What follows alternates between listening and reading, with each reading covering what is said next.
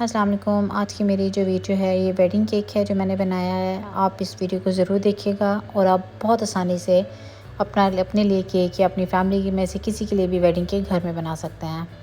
यहाँ मैंने vanilla cake already bake कर लिया हुआ था। इसकी वीडियो मैं नीचे लिंक दे दूँगी, वो आप देख सकते हैं बहुत आराम से। यहाँ मैं वनीला केक के ऊपर क्रीम और पाइनएप्पल की फिलिंग दे रही हूँ।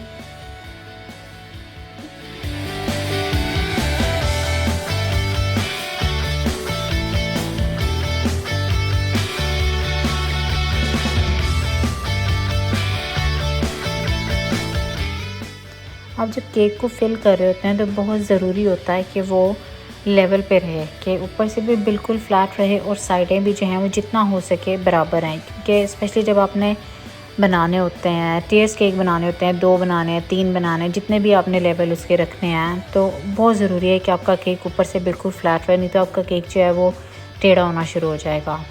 तो ये मेरी जो है सेकंड टियर जो है, इसको मैं अब कर रही हूँ क्रीम लगा के, पाइनएप्पल लगा रही हूँ और मैं सारे जो इस तरह फिल करके तो मैं इसको फ्रिज में रख रही हूँ। क्योंकि क्रीम जो है फ्रेश क्रीम है तो ये ज़्यादा देर बाहर नहीं रह सकती, गर्मी का मौसम भी है। अब सबसे जो छोटा जो है उसको मैं कर रही हूँ पाइनएप्पल और क्रीम के साथ फिल करके, तो इसको भी मैं फ्रिज में रख दूँगी।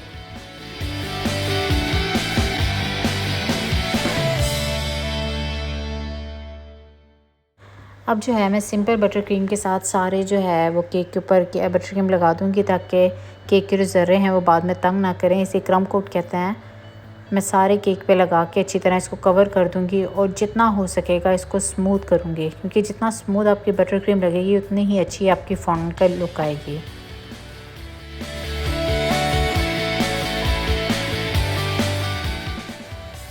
बटर क्रीम केक के ऊपर लगाने के बाद कम से कम आप इसको 1 से 2 घंटे के लिए फ्रिज में रखें, क्योंकि जितनी आपकी बटर क्रीम ठंडी हो जाएगी वो उतना ज़्यादा इजी हो जाएगा फ़ॉन्डेंट के लिए काम करना, क्योंकि फिर फ़ॉन्डेंट के साथ बार बार बटर क्रीम चिपकेगी नहीं और आपकी फ़ॉन्डेंट ज़ाया नहीं होगी। अगर आप फ्रेशली बटर क्रीम के ऊपर फ़ॉन्डेंट का काम करेंगे तो बहुत सारी बटर क्रीम फ़ॉन्डेंट पर लग जाएगी और बाकी जो है वो सारी की सारी आपकी ज़ाया होगी। तो इसलिए बेस्ट है कि अच्छी तरह से बटर क्रीम जो है वो आपकी ठंडी हुई हो, ताकि वो तंग ना करे बाद में आपको।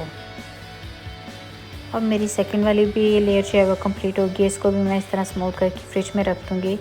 अब बारी आती है सबसे छोटे वाले की।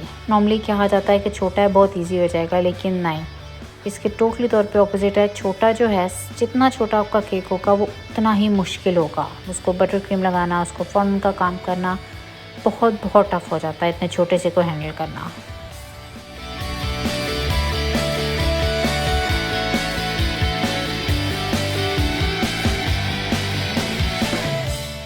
अब बारी आती है जी फॉन्डेंट के काम की। तो फॉन्डेंट मैंने इस तरह बना के तो इसको अच्छी तरह से हाथ से सॉफ़्ट कर लिया है। अब मैं इसको सही तरह से बेल लूँगी जितना मुझे केक का साइज़ चाहिए। फॉन्डेंट की वीडियो का जो लिंक है वो मैं नीचे दे दूँगी। ये बनाना बहुत ही आसान है। अब इस तरह से इसको सारे केक के ऊपर कवर कर देंगे और बहुत हल्के हाथ से इसको ऊपर से पहले फ्लैट करेंगे। अगर आपके पास फॉन्डेंट स्मूदर नहीं है तो आप सिंपल हाथ से भी यूज़ कर सकती हैं। मैं यहाँ इसको फॉन्डेंट स्मूदर के साथ थोड़ा सा स्मूथ कर रही हूँ और बहुत हल्के हाथ से फॉन्डेंट को बाहर की तरफ स्ट्रेच करते हुए, खींचते हुए मैं साथ साथ अंदर की तरफ प्रेस करती जा रही हूँ। क्योंकि जितना आप थोड़ा थोड़ा सा खोल के दोबारा अंदर बंद करेंगी, फिर खोलें, फिर थोड़ा सा उसको बंद करें, चिपकाएँ उसके साथ, इस तरह आपकी फॉन्डेंट ज़्यादा ईजी हो जाएगा, काम करना बहुत आसान हो जाएगा। और जो न्यू लोग हैं, जो काम नया जिन्होंने शुरू करना है फ़ॉन्डेंट का, वो बेस्ट है कि बड़ा केक शुरू करें, छोटे केक के ऊपर ट्राई ना करें, क्योंकि बहुत मुश्किल हो जाएगा। अब मैं फॉन्डेंट स्मूदर के साथ किनारे जो हैं उसको स्मूथ करूँगी इस तरह कटिंग करके। और कटिंग आप जब करें तो थोड़ी सी फॉन्डेंट जो है साइड पे रहने दें इस तरह से। फिर जब आप इसको अंदर थोड़ा सा प्रेस करेंगी तो काफ़ी हद तक फॉन्डेंट अंदर चली जाती है। अगर आप बिल्कुल करीब से काटेंगे तो फिर आपका नीचे से जो है वो इतना अच्छा फिनिशिंग नहीं आएगी।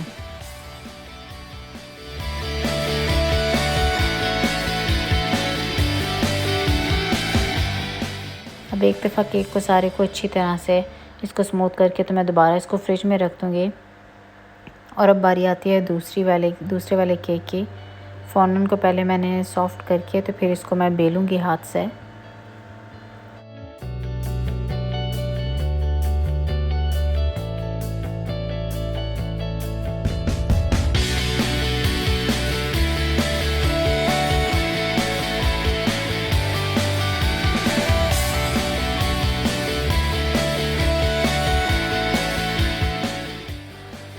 वही सेम टेक्निक जो है मैंने इस पे दरमियान वाले पे भी यूज़ की है। अब सबसे बारी आती है सबसे छोटे वाले की। तो नीचे कॉर्नफ्लोर लगाया फ़ोंडेंट के, वो फ़ोंडेंट चिपके नहीं। अब इसको भी इस तरह बेल के तो मैं इसको फ़ोंडेंट को केक के ऊपर कवर कर दूँगी।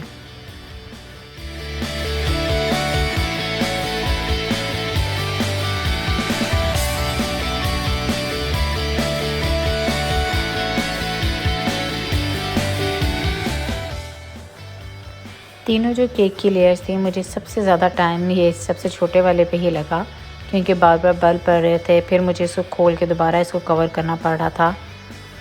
तो फाइनली हो गया। अब इसको इसी तरह कटिंग करके तो मैं इसको स्मूथ करके तो इसको भी मैं फ़िलहाल फ्रिज में रख दूँगी, क्योंकि फ़्रेश क्रीम है इसके अंदर तो बाहर बिल्कुल भी नहीं सही है। इसलिए टोटली तौर पे इसको जितना भी हो सके फ्रिज में रहे तो बेस्ट है।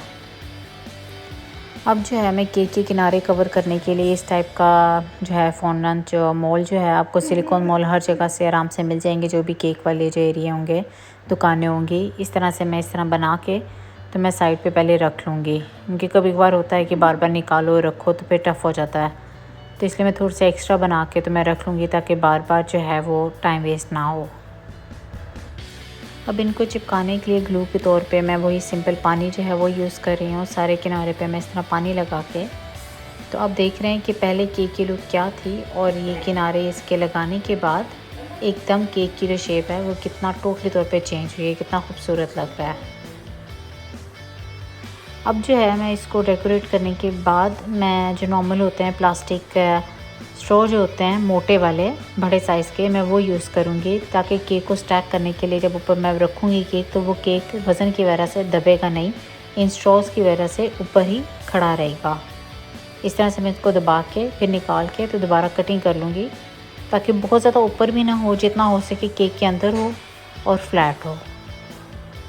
सबसे नीचे वाले जो केक की लेयर थी वहाँ पे मैं 4 स्ट्रॉ जो हैं वो लगाऊंगी, उसके बाद 3 और सबसे ऊपर वाले पे कुछ नहीं। फिर एक ही बड़ी सारी वुडन स्टिक लेके तो मैं तीनों केक के अंदर डालूंगी, ताकि केक जब ट्रैवल करे तो वो गिरे नहीं। अब इसके बाद स्ट्रॉ लगाने के बाद मैं सिंपल जो है बटर क्रीम लगाऊंगी, जो ग्लू की तरह ग्लू का काम करेगी। एक केक को दूसरे केक के साथ चिपकाने के बाद जब ठंडी हो जाती है तो ये सख्त हो जाएगी और चिपक जाएंगे केक। अब मैं इसके ऊपर दूसरा रखूँगी और पूरी तरह से कोशिश करना है कि केक आपका ऊपर से भी फ्लैट रहे और चारों तरफ से भी बिल्कुल दरमियान में रहे। इसी तरह बार बार घुमा घुमा के आप देखें कि आपका केक बिल्कुल दरमियान में ऊपर से फ्लैट हो। हल्का सा थोड़ा सा प्रेस कर दें। अब यहाँ भी मैं जो केक के दरमियान में जो गैप है मैं उसको कवर करने के लिए वही जो स्टार्ट में हमने बनाया था मैं वही लगा दूँगी चेन सी, ताकि जो गैप नज़र आ रहा है जो बिल्कुल भी अच्छा नहीं लग रहा वो सारा छुप जाएगा। कोशिश करें जो फ्रंट वाला एरिया है, जैसे अब यहाँ मैं दरमियान से शुरू करूँ कि मुझे ये वाला एरिया जो है केक का ये फ्रंट पे रखना है, तो इसलिए मैं दरमियान में कोई जोड़ नहीं आएगा, बिल्कुल सीधा रहेगा। जब भी केक की डेकोरेशन करें तो हमेशा ये ध्यान में रखें कि आपका एक जो केक का एरिया जो है वो फ्रंट पे जो आपने आना है वो सबसे ज़्यादा स्मूथ हो, सबसे ज़्यादा खूबसूरत हो, ताकि वो जब केक आप डेकोरेट करें तो वो सबसे अच्छा वाला एरिया जो है वो सामने आए।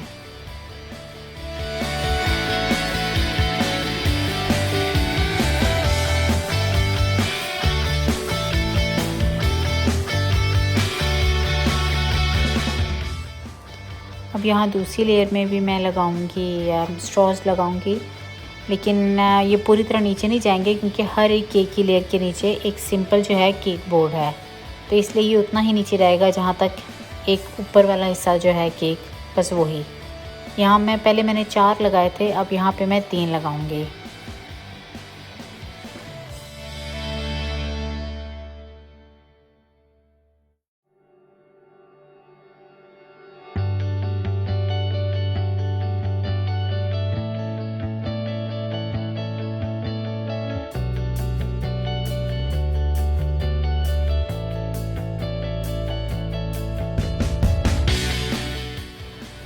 अब तीसरी लेयर लगाने के लिए भी मैं इसके ऊपर बटर क्रीम लगाऊंगी और इसके बाद मैं सबसे हमारी जो आखिरी लेयर है, सबसे जो छोटा केक है वो इसके ऊपर रखूँगी।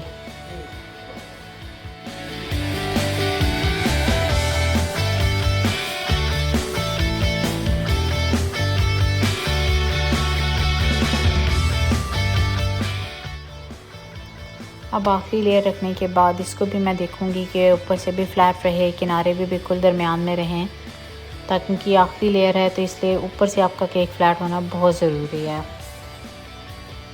अब यहाँ भी मैं सिंपल पानी लगा के जो बाकी दोनों केक के ऊपर किनारे कवर करने के लिए डेकोरेशन लगाई थी, अब वही मैं इसके ऊपर भी लगा दूँगी।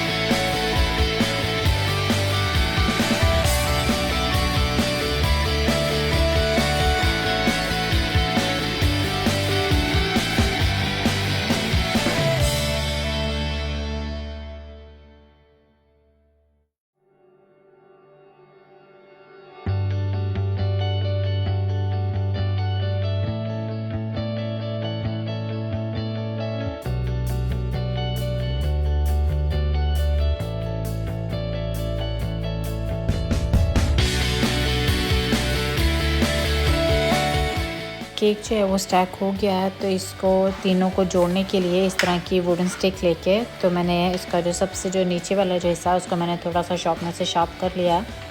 अब मैं पहले करके कटिंग करके कितना मेरा लंबा केक है, तो उसके बाद पूरा ऊपर से लेके नीचे तक इसको दबाऊँगी। किनारा एंड पे रह जाता है थोड़ा सा, तो दूसरी जो बची हुई स्टिक है वो ऊपर रख के तो ऊपर से थोड़ा सा इस तरह से दबा दें नीचे, और उसके बाद जो ऊपर सुराख नज़र आएगा उसको सिंपल फॉन्डेंट के साथ कवर करते हैं ताकि वो सुराख नज़र ना आए। अब बारी आती है केक को डेकोरेट करने की। तो ये मैंने फूल ऑलरेडी बना लिए हुए हैं, तो ये सारे ड्राई हो गए हुए हैं। इसकी वीडियो भी मैं नीचे, इसका जो लिंक है मैं नीचे लगा दूँगी ताकि आप देख सकें कि मैंने फूल किस तरह बनाए हैं। डेकोरेशन करने के लिए बहुत ज़रूरी है कि आपको ये आइडिया हो कि आप कौन सी चीज़ कहाँ लगा रही हैं, क्योंकि अगर आप इसी तरह बस केक के ऊपर तकरीबन कह लो फूल फेंकने वाली चीज़ अगर आप करेंगे तो वो केक बिल्कुल भी खूबसूरत नहीं लगेगा। बहुत ज़रूरी है कि आपको आइडिया हो कि आप कौन सा फूल, कौन सा साइज़ का फूल आप कहाँ लगा रही हैं ताकि कहाँ ज़्यादा खूबसूरत लग रहा है। अब मैंने तीनों जो हैं वो चारों हिस्सों पर मैंने फूल लगाने के बाद अब पत्तियाँ जो हैं फूल की वो मैं लगा रही हूँ जगह जगह से।